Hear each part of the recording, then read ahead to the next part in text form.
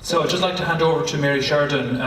Mary, as you know, is Head of Provider Monitoring in HETAC, and she's going to try and give some reflections on the day. Mary.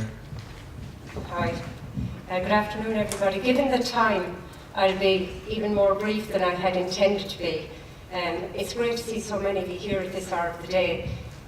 Fiona had mentioned to me earlier that people were going to do a runner at lunchtime, so I thought maybe one table of 10 might be what I'd have here. But it's great, I think, to see this group here today. And Dermot mentioned earlier this morning that last October, HETAC organised a colloquium for independent providers with the intention of kick-starting something like this.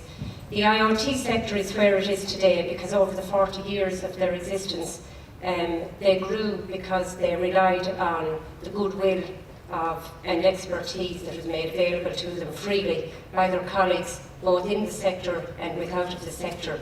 And I think it's time now for you to take the baton and run with it for your own sector.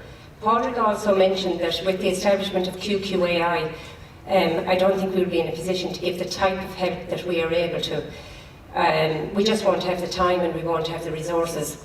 NCEA, in fact, had a developmental remit.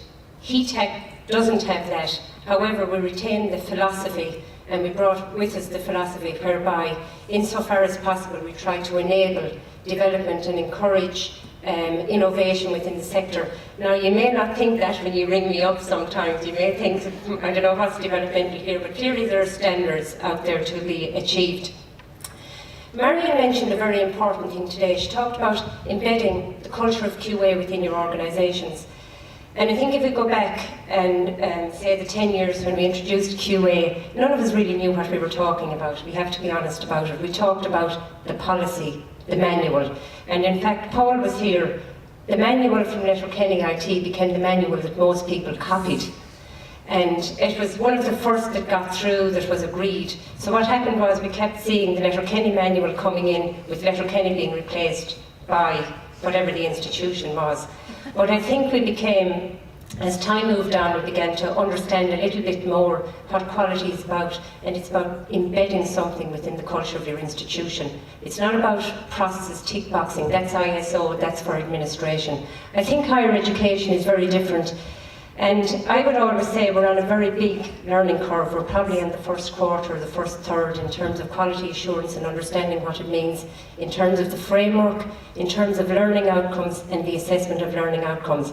So we're on a very big hill. We don't see the top of it yet. I think when we get to the top of what we see, there'll be another one there to climb again. But that's life.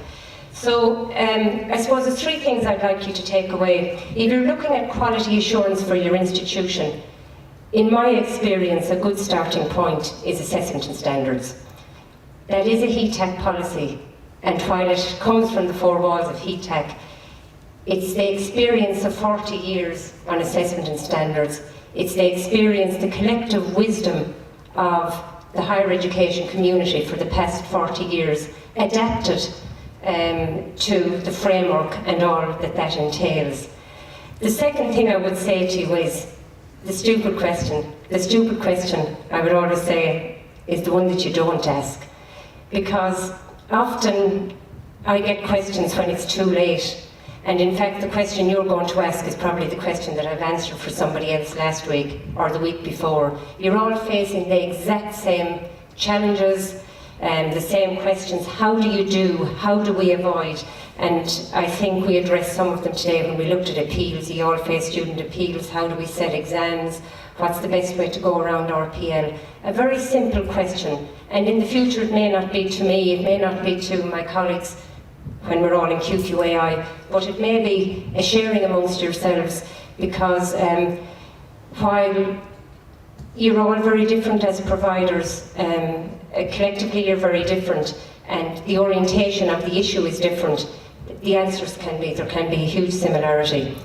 And I suppose the third thing and final thing I would say to you is the value of these sessions maybe is not what you hear from me or from anybody else. The value is about the contacts you make. The person that you'll feel comfortable in ringing next week when you have a problem. The person that you heard say something here today that you know, gosh, that's somebody I can ring up. That's how the system works. That's how the system will survive, and I suppose that's how we will face the challenges that are there ahead of us. And finally, I'll be before 4:30. I'd like to say to Fiona, obviously, thank you very much. She's done a superb, Fiona and Ailish, they've made a superb conference. I spoke with them shortly after Christmas, I think, and of course they were going to go for something they were going to talk about transnational policies and joint awards and so on. But in my experience, if you get the fundamentals right, the rest just all sits on top of it. And I think, in fact, you know, assessment, you could talk about it forever. Maybe not, you know, and you could talk about it passionately, and I think all the time there will be work to done at the level of the very basic, the fundamentals of what we deal with. So congratulations to Fiona and Ailish, and obviously to Griffith College who ran this, and thank you very much.